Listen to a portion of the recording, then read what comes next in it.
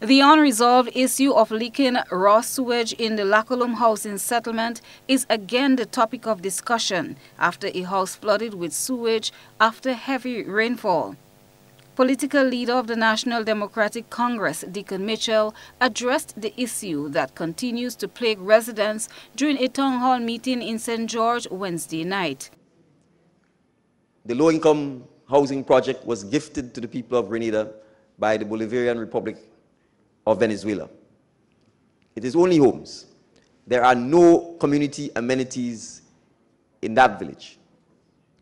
And so the residents, for example, have been living with a situation where raw sewage has been flowing into the drains and the streets and into the rivers, the river that eventually runs through that neighborhood. Today, it's rained heavily.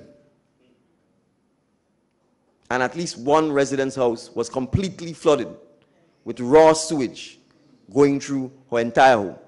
He said this is what happens when homes are constructed without supporting infrastructure and amenities for the communities created. Create communities for residents. A community is not just the houses. You cannot build a community without providing the necessary supporting infrastructure and community amenities that we need. So under an NDC administration, we will ensure that our housing programs also include the necessary support amenities, as I've said, like our community centers, like our playgrounds and playpens for particularly our children. GBN understands that NNP's caretaker Oliver Joseph recruited a team to assist the homeowner.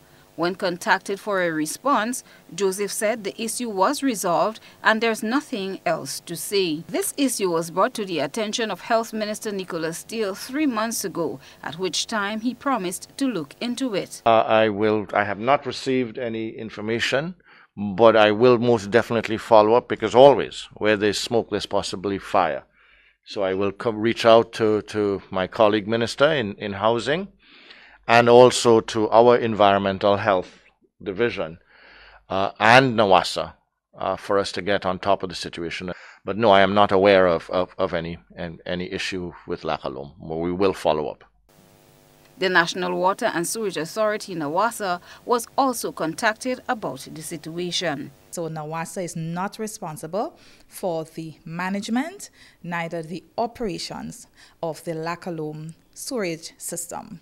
It is the responsibility of the Housing Authority of Grenada. Team responded actually that same day at 6:50 in the afternoon and discovered that there was a blockage.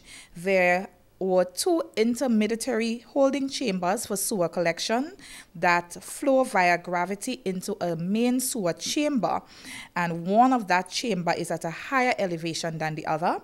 We discovered that both holding chambers were fully clogged, thereby preventing further flow into the main tank. Decision to declog both chambers, thereby allowing flow into the main tank.